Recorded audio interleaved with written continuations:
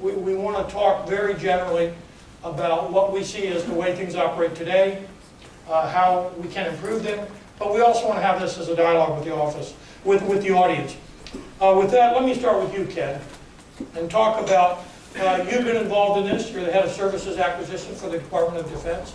Talk about what you're doing today in terms of requirements development. The job that I'm officially titled to has actually evolved a little bit. Services acquisition in the department accounts for about half of our obligated dollars. Last year was about $165 billion. And while I was in AT&L, we were focusing in mostly on the contracting side, which included the preparation, the pre-award aspects, if you will. Our reform efforts have expanded that scope a little bit, and we're looking at workforce balance and the execution and budget of that. But from the requirements point of view, the things that we were already doing are carrying through, but now I'll put it on steroids, let's say. Some of the things that we're actually engaging in, some are piloted, some are actually just good ideas that we're executing. We'll talk about two things in particular. The first one is that services in the department is not one of the most auditable aspects of our capability. It's funded by the operations and maintenance appropriation when your money, use it or lose it, and it's not necessarily well defined in the budget. So what we're looking at is trying to engage in the POM process a little more upfront to identify what are the actual requirements in the big picture, the big R, if you will. What are the budget requirements? And that will help us then align with the department's priorities, etc. The second thing that we're really working on very hard right now is translation of what has been referred to as should cost for services. We've added a little bit, its formal name is actually contract efficiencies, but it's a should cost, could cost. And that's the little r requirements, the actual requirements that define the contract that the vendor needs to execute to. And in that process, somewhat similar to a service acquisition workshop where we facilitate looking inward at individual requirements, the contract's efficiencies is looking outwards at how those requirements align to industry. So when we add things in that we think are a good idea in the DoD, like, I'll make something up, bi-weekly reporting, the vendors will happily ask us to pay for that, but we don't know how much that actually costs and monetize the benefit. So that's an overtly simple example, but the contract efficiency effort is trying to understand where can we align to industry business practices and still meet our requirements at a should cost, could cost that we want to pay to execute that mission requirement. Thanks. Scott, you're coming at this from an information technology services perspective. Can you tell us how do you manage the requirements process today? Yeah, absolutely, and good morning, everyone. What I'll do is I'll talk, excuse me, a little bit from the IT point of view, as well as a little bit of experience from a number of years ago when I was the head of the contracting activity within our office, which is energy efficiency and renewable energy. And we do a lot of innovation in terms of clean energy projects. And under the first term of President Obama, our office received $17 billion of funds for innovative clean energy projects, deployable projects that we had a very short period of time, about a year and a half, to actually get out the door. So we have to innovate and pilot a lot of different and unique opportunities to do things right, get the funds out the door, and then make sure we're actually getting return on our investment and being good stewards of people's money. And again, the Recovery Act just came to an end a couple of years ago. It was a major effort. But firstly, from a IT point of view, in my current job as the director of IT, it really is to work very closely with industry to make a determination on what the best tools and solutions are readily available, what will actually operate within the federal space, period, let alone within, say, the Department of Energy, Data Act, FITARA, others.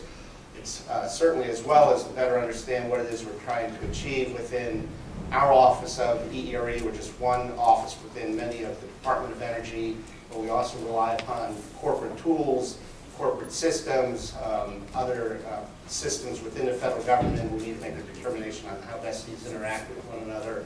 And so we try to bring solution providers that are, again, providing tools and solutions to other federal activities, as well as those that have already had and developed lessons learned within the federal government and how to try to weave that together. One thing, excuse me, that I'd like to add to this that we're trying to pull together as a collateral duty, I'm also the executive sponsor of the federal government's Program and Project Management Community of Practice, and Eliana, wherever she is in the room, she and I have worked together, Eliana, and Jody Newhart, Daniel Kim, and others. We're actually trying to bring together best practices and lessons learned across the federal government. We actually have 80 federal activities represented on our community of practice. It started with EPA a number of years ago. We've grown this. So a lot of these best practices that we're looking at to try to make sure that we can instill them across the federal government, they're not necessarily homegrown from DOE and ERE, but they're actually born out of innovative techniques and pilots and testing across the federal government. We're trying to bring them together and share them with others. Well, thanks, Scott. Doug, let me skip you and jump over to Mike at GSA. And let me say, I think GSA with Melissa has been a real leader in this area, but also hearing the other agencies, Eric and DHS, DOD, DOE are doing a lot of things. But Mike, you work at FedSim where you have customers all over the government, but particularly Army, Navy for you. Can you tell us about the process you use for developing requirements with your customer? Sure. Hello. Okay. How do we develop requirements gathering? So I think it'll benefit all of us to give you a perspective, to give you the part of the process right before the requirements gathering stage.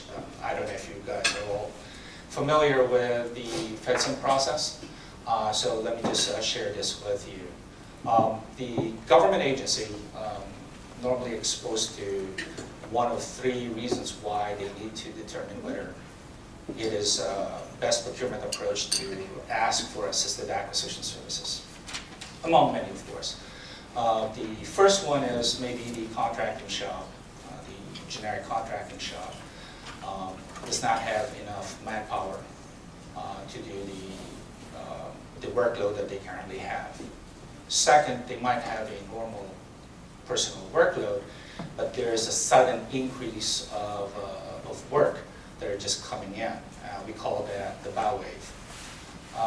The third one is the contracting shop may not have the necessary skill set to do the high value, highly complex type of work. Maybe because the last time they did one was 3 or 4 years ago, and now it's in a recompete period, and the personnel who did it last time may have transferred already, or the turnover process occurred. So at that point, the government agency has to determine whether it would be beneficial, it would be feasible for them to use assisted acquisition services. FedSim is one of those assisted acquisition offices. So we are under GSA Office of the Assisted Acquisition Services. The AAS, the Office of AAS, has 11 regions within their own geographical boundaries, and FedSim. FedSim is not constrained on a specific geographical boundary. We can do requirements all over the world. However, we do have a niche, right? Our niche is professional services, R&D work, technical engineering, also IT system integration, management types of work. What's unique about FedSim is that we dedicate an integrated project team when we get a requirement. This is normally composed of a contracting officer, contract specialist, an acquisition PM, whose main responsibility is to develop all the documents, pre-award documents, and also chairs the technical evaluation board. The PM, who will be the contracting officer's representative after the award of the contract, and also the group manager who provides oversight, making sure that the quality is there, and that to be awarded the task order within a specific schedule. So the process starts when the agency recognizes that they do need to sign up with FedSum. They need assisted acquisition services. So according to FAR 17502, the assisted acquisition part of that, the agency has to submit a determination to us that coming to FedSim is actually the best procurement approach for the agency. We call that the waiver process, or the waiver. And after that occurs, we sign an interagency agreement with them, pretty much delineating the roles and responsibilities of both parties, terms and conditions. And then the second part of that will delineate the funding portion of it. We also talk about the procurement integrity briefing. This is important to make sure that we uphold the integrity of the procurement, as well as to ensure fair treatment of the offerers. And lastly, of course, this initial forming. This is where we develop the acquisition milestones and schedule, and also the requirements gathering. The requirements gathering, we look at 10 points. So let me just hone in on the first one, and then I'll turn it over back to Jim. The first one is recognizing the organization goals and objectives. So we ask the executive sponsor and the PM to articulate to us the organization goals and objectives.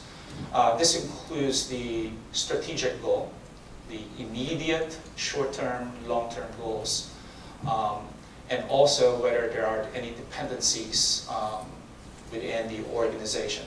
Right? So if the stakeholder is the department, are there any other divisions in there that are also doing the same thing?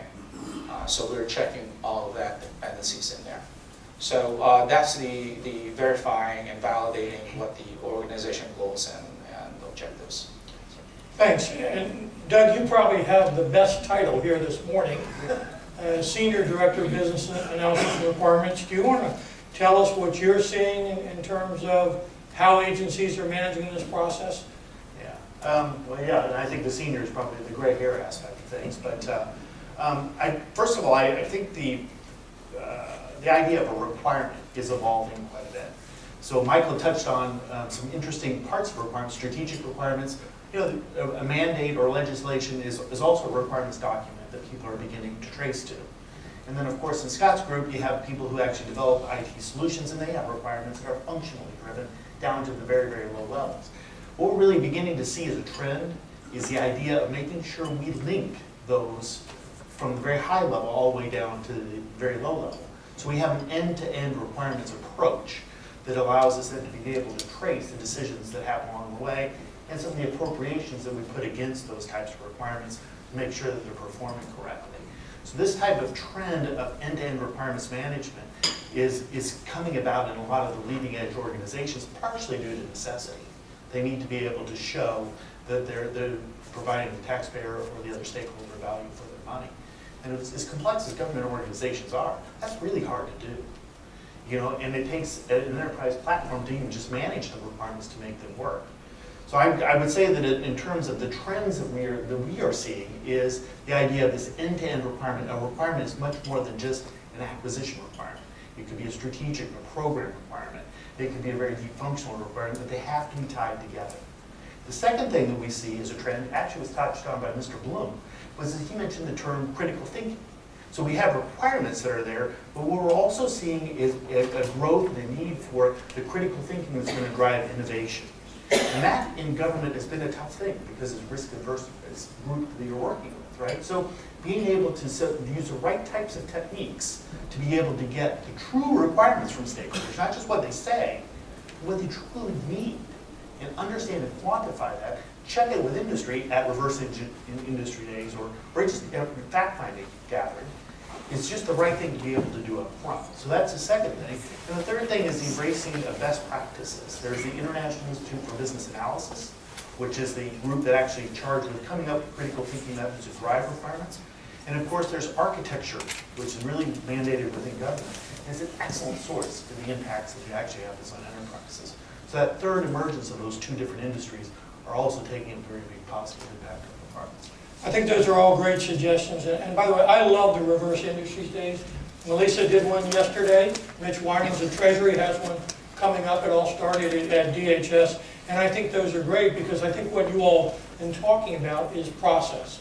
And it's process from the government standpoint. But we have industry in the room. And I haven't really heard how industry gets to comment back on this process. And Matt, I heard you talk about the facilitated acquisition workshops, much like what Mike was saying, bringing all the right people from government together. I didn't hear industry.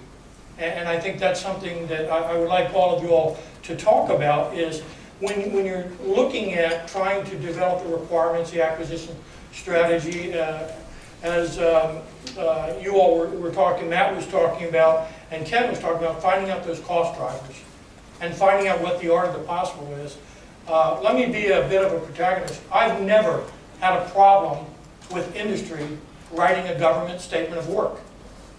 Because I think if the government has internal smarts to know what they need, then they take all the help you can get. I've never had a problem with industry developing evaluation criteria. In fact, I brought 3 offers in a room one time and said, you all agree upon acquisition evaluation criteria.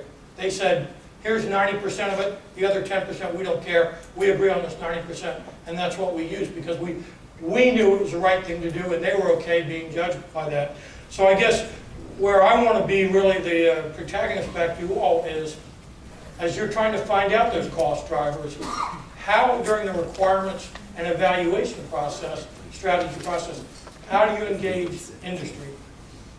And start with Ken.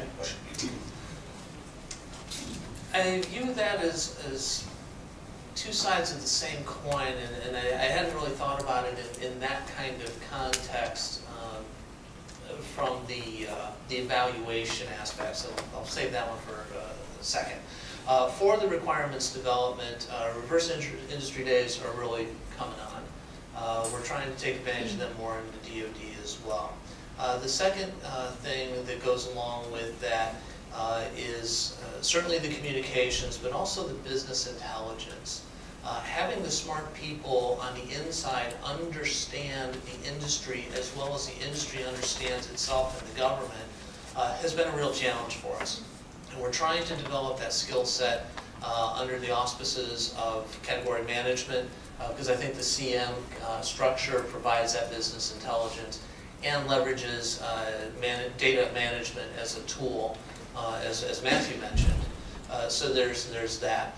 One of the more innovative things that we have seen, and actually I personally have only seen it once, so it's fairly new in the DoD, is we had a services requirement that was for aircraft maintenance in support of a training mission. And while they didn't go full statement of objectives, it was kind of a hybrid statement of objectives with some PWS type stuff thrown in because of the flight safety, etc. But in the solicitation and the subsequent evaluation and award, they actually asked industry to put into their bids the kinds of things that they thought would improve the capability against the statement of objectives, aligned to industry standards, and then the most important part was the government would actually monetize that as a value against the total value of the contract. And that was part of the evaluation criteria. As it turns out, it was done well up front. They had a lot of industry engagements. I think they had 3 individual industry days on this requirement. And while it was indeed protested, the protest was overruled. So it's a concept that we're looking at. We're probably going to do an actual full-blown case study on it to see how we can incorporate it. But industry telling us, here's how we would do this, and then having the smarts on the inside to evaluate that and monetize it was actually a very, very powerful capability.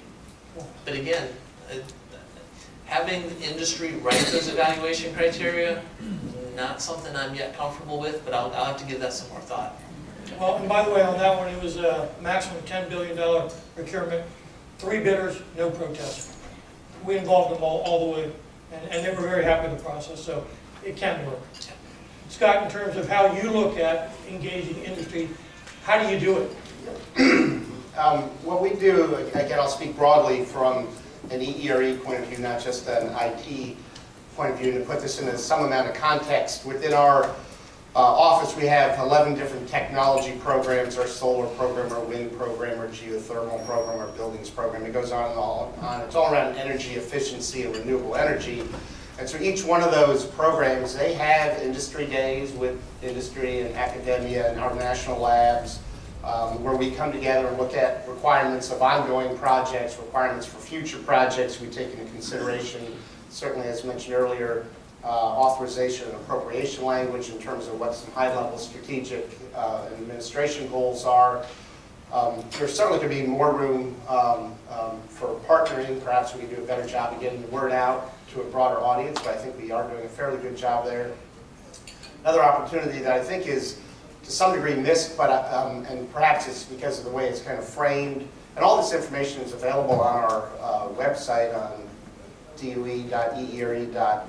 I looked yesterday at our solar energy technology office to see what they actually had sitting there. We do annual peer reviews, and so any one of our technology offices might have a portfolio of 200 to 300 ongoing projects totaling $500 million to maybe $2 billion at any one time. And what we do is every office has a requirement to review 80 to 90% of their portfolio from a dollar point of view every 2 years. And this is where we bring industry and academia in to make sure that we're actually pushing the envelope, because again, all of our projects effectively are early stage R&D, and we're trying to make sure that we are actually doing the right thing from a technology standpoint, but also are we doing the right thing from an acquisition standpoint, and trying to make sure that we have sufficient competition, that we are competing what we should, that we're not just going to our labs. Maybe we should go to the labs a little bit more where maybe industry isn't ready. So I think there's opportunity to take a look at that. All that information is publicly available. There's findings after every peer review that are posted on our web pages. It'd be easy to follow that. And another opportunity that does not happen as often, that industry does get engaged in, is we do what's called our multi-year program plans, MYPPs. It's like a strategic plan, it's a technical plan, it's about a 5-year plan, but it does get updated every year to year and a half if there are significant changes. And there's a great opportunity to take a look at technical, bureaucratic, programmatic obstacles that we'd like industry to work with us to ensure that we're doing the right thing to ensure that we're getting the best out of our funding. Thanks. Sure. Doug, you've looked at this from the government side and from other best practices. Anything you can offer to the audience of best practice on specifically how to engage with industry and when? Yeah, I'll be very specific. I'm going to use a non-attributed case study, I guess.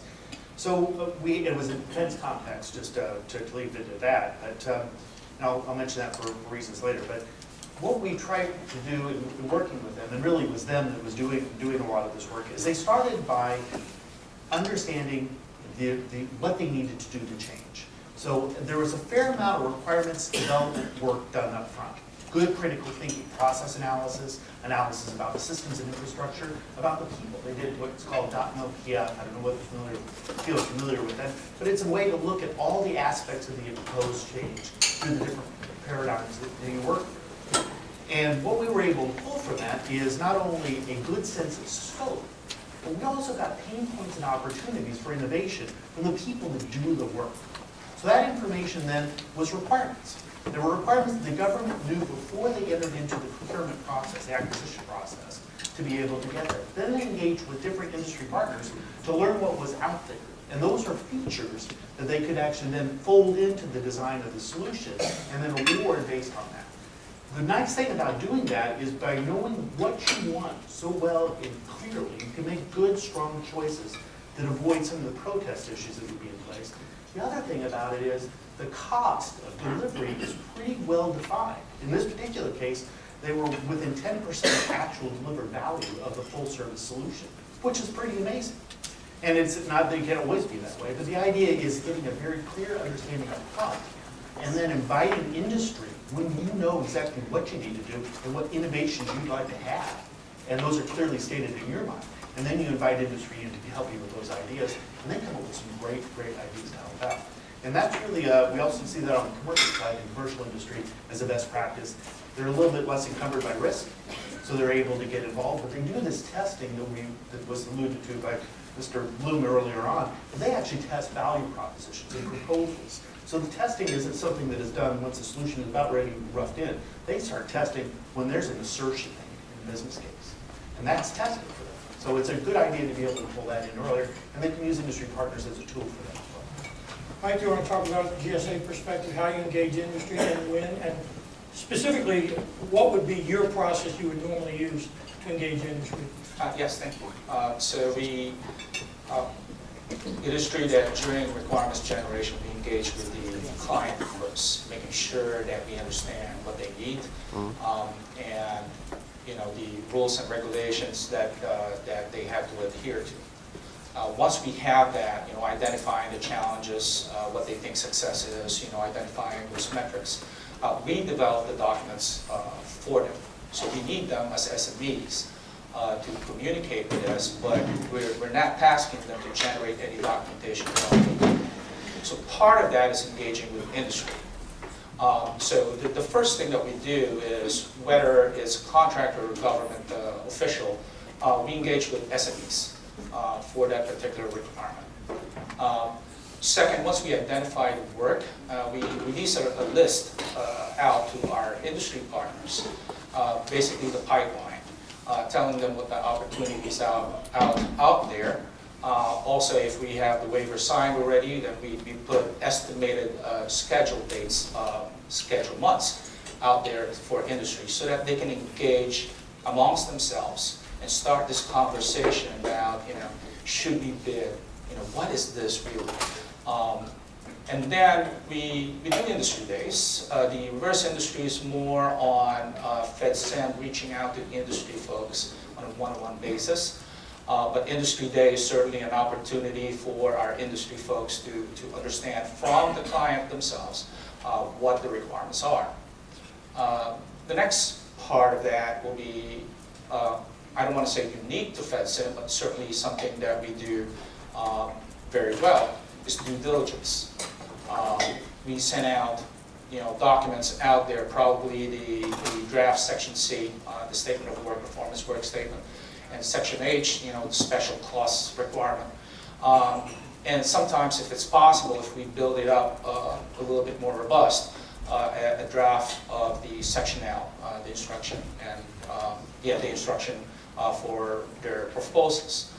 And then they come in. We invite them to come in, one-on-one, not with everybody around. Because one of the disadvantages of industry day is, all your friends are out there. You don't want to be asking questions, and you might think that it's a disadvantage, a strategic disadvantage for you to ask that question, because other people will find out. So due diligence is asking the industry to come in, and it's an opportunity for them to ask questions about the requirement to the client. The CEO is there, making sure that the rules of the road are adhered to. There will be no questions about the cost. FedSim does the independent government cost estimate based on the requirements gathering that we initially did. And also, it is not a marketing pitch for the client. It is specifically about the requirement, asking technical questions, requirement questions. Do you need clearances to do this? What are the legal reviews that we need to do? What are the security protocols? We deal with a lot of DoD work that are geared towards C4ISR stuff. So, the folks that are trying to get are more of the folks that have security clearances, high security clearances. So that engagement is very, very important for us, because it allows our industry partners to truly understand, or at least have a better understanding of what the requirements are, and allows them to have a better evaluation point whether to bid or not to bid. We obviously do not want one bid type of procurement. We want to encourage that our industry partners provide, be given ample opportunity to make sure we get a robust amount of proposals. Because we are after performance. It's about the technical solution, right? So when we look at it, all technical evaluation criteria put together is more significant than cost. As a matter of fact, another thing that's unique to us is a cost range. We basically tell the industry, based on our collection of data, what is the minimum dollar value that we think they should put their bid in, and maximum dollar value. It's a cost range. We are not restricting them to lowball it or to highball it, but if they're going to do that, they need to provide a very good justification why they want to lowball or highball it. So we provide a cost range for them. Also, another unique thing about us is we do a lot of CPAF, cost plus award fee type. Probably about 94% of our requirements are CPAF. Because we do care about performance. We want to make sure that the product is sufficient for the success of the program, and that the client is very happy with services. And after all, we're assisted acquisition services, we need to make sure that the client perceived value is very high at that point. Well, thanks. And I heard Matthew Blum talk about one-on-one meetings. And I guess I'd like to dive a little bit deeper because all of you all talked about engaging with industry. But from an industry perspective, and I used this example with GSA yesterday, an RFI comes out, and the RFI looks like a draft RFP. The requirements are set, the evaluation strategy's set, and it looks like really why bother to comment? When in fact the industry believed, many of them, that there was a different way to do things. And so that question of timing, I think all of these are tools in the toolbox, and they're now the standard tools. The industry days, the RFIs, the one-on-one meetings. I think the best are the one-on-one meetings. And to me, it is about how do you get to that point where you don't have to meet with everybody, because you don't have to meet with everybody. No matter what anybody tells you, you don't. There's ways to get there. Eric's used that kind of process. Matt talked about that kind of process. We have, as Matt said, the President's management agenda, the Deputy Director for Management. We'll talk about smart and innovative acquisition. And I guess also listening to somebody, the number 3 at ODNI this week, who said, think big. Think as big as you can, then go bigger. So I guess I wanted to ask you all to think innovatively. Ken, starting with you, if you could design this process yourself, how would you do things differently? And let me offer one other suggestion I've made before. On large programs, you develop acquisition strategies. I believe on large programs, you should develop tentative communication strategies, because having been on the industry side, they're not sure what you're going to do. Are you going to allow one-on-ones? Are you going to have an RFI? I think you ought to have a communication strategy that is tentative, but laid out at the beginning, how you're going to do this.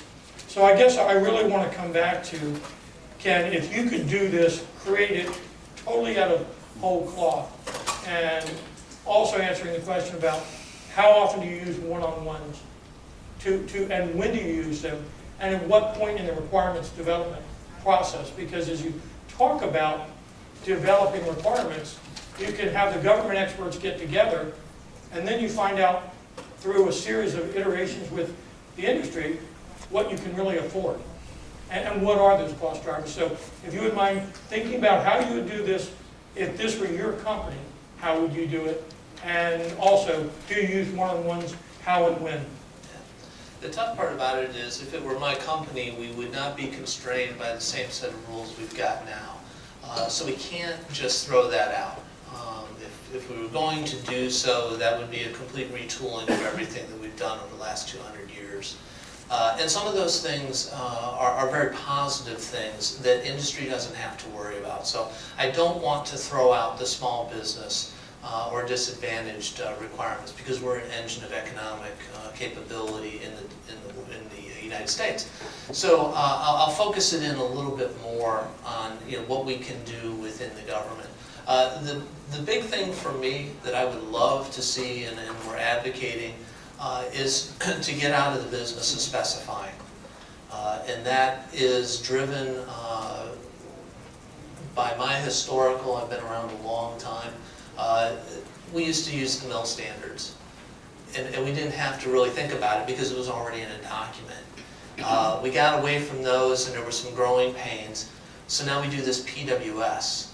And a lot of that is constrained by how much control we want to keep over this acquisition. What I really want us to get to is I want to get us to a statement of objectives, or if to take it one step further, I want to get to a vision. I don't want a statement of objectives necessarily. I want to use statement of objectives, I do. So I want A, B, C, and D things to happen, and then let industry work that.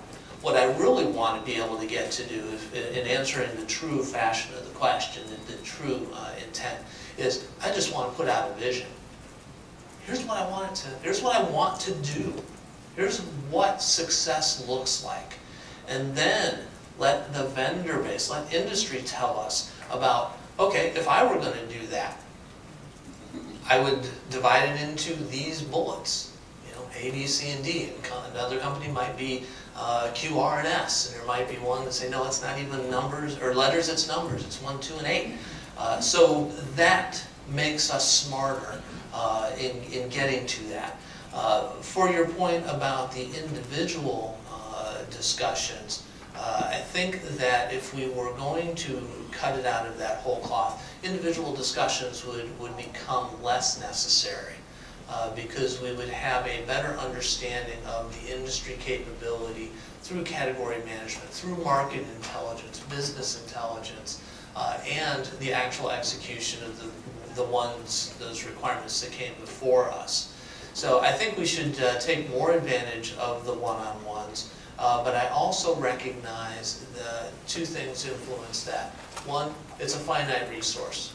I only have so many contracting officers, I only have so many specialists, I only have so many engineers and PMs that can deal with that.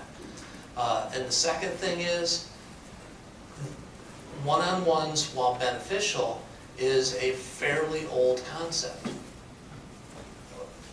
One-on-one has been interpreted by a lot of folks in a conservative manner to be one person or one team sitting down with another person and another team from the other side of the table.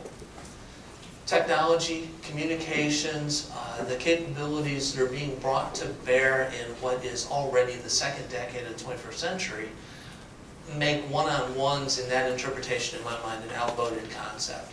So I think that we need to take a look at how we leverage that technology, how we leverage the new communications, in the tool sets that have been given to us via social media and the technology boom. So that's kind of how I look at it. Scott? Yeah. To add to that, I think a couple things, and I agree with perhaps having a vision of what the end game is, but my concern would be, at least from the federal side that we all see, I see it personally, it's one of these bring me a rock type of things. And so I think it's hard to define a vision, but if we can work collaboratively really together, which is really, I think, what we're here today from an industry point of view, I think that'd be my ask for industry is, I'd like the industry to figure out how can they work better together to come to the federal government to give us a vision of what would meet our requirements, and how can we take a look at it from a federal standpoint that is, it's not just one provider telling me what's best for them from a profit-driven or motivated point of view, but what is really the best solution for the federal government's requirement from an industry standpoint, because you folks know how best to do things within the federal space. And so I think if we can come together and work on that, I would love to have some type of consortium come to me and say, hey Scott, I know you're trying to solve this problem within the Department of Energy across the entire industry space in terms of how we provide support to you. This is what we think is truly a best practice. It's not driven by any one company or solution. It's truly what we think is best for you and what's best for the American people, because that's who we're all trying to provide from a federal standpoint support to. So that's why I'd like to try to figure out how do we get there. I think another thing, and this might come up later, and I apologize in a little bit of a question, but if we could try to do things better early on, or if we could rewrite a few things, and a lot of my points of view come more from the program and project standpoint, again, because I was at HCA for a number of years, just a few years ago, but is how do we truly bring together in a collaborative way, in a meaningful way, procurement, legal, and the program to ensure we're actually trying to get the best value, and we're not sub-optimizing from a legal standpoint, we're not sub-optimizing from a procurement standpoint, and perhaps we're not overreaching from a program standpoint, because we have to work within this kind of linear programming. How do we maximize the value when it occurred? And to me, that would be another thing. You know, if we can make a commitment from a federal standpoint, how can we better work together to ensure we're doing best for what we can do? And then from an industry standpoint, how can I reach out to industry to ensure I'm getting the best solution across industry, not just from one market-driven point of view? Well, thanks, Scott, and that is something we were going to talk about, is how do you bring together all those different sides of the government to optimize that process early on. Doug, in terms of your dream process? Well, I think, first of all, I like to leverage Scott's vision about a rock. I mean, often that's what happens. We come and we say we have a rock, but a lot of times when the industry comes back and says, well, we help you make the rock, well, that's not what I really wanted at all. It was something else. So the idea of being able to bring context into the early part of the decision making, why do I, from a government perspective, and the high level what needs to be done. And I think to Ken's point, the how can be left to industry. And consortiums, one-on-one types of meetings are great ways to be able to pull that in. From a commercial side, and again, I don't want to blur it too much, a lot of the leading edge organizations that we work with and see out there invite that. And they also have a way of award, which, again, I know that this is probably going to be almost heretical, but from the commercial side, if somebody comes in and invests the time to help with the R&D and bring through the thoughts, then commercial industry typically rewards that person because there's a building of trust. Government, we don't quite have that mechanism yet in place to be able to do that without running the risk of protest. But consortiums are kind of a way to be able to do that, and it kind of gives you the test from the government perspective about what types of vendors really truly are committed to change versus the ones that are just going to just come in, bid something, and just do whatever they minimally have to do to get the job done. So those would be the areas of reform that I think I'd see. But that word of context is critical because a lot of times we don't know really what we want until we really kind of skim back and make sure it's clear. Mike, your administrative GSA today? You're correct from that word. Yes. So, you know, certainly engaging with industry is very, very important. So let me put that into context. Ken did mention a while ago that one-on-ones, you need to balance the one-on-ones with the resources that are available for that contracting shop. And that's why we provide an entire team to make sure that we balance that out. But engaging with industry is foremost very, very important, right? They need to understand your organization for them to be able to understand your approach for how to deal with requirements. So what we do outside the context of a specific requirement is engaging with industry all the time. So we ask them to come in, or they ask us to go to their workspace, and we provide to them our processes, very transparent. They ask us a question, how we do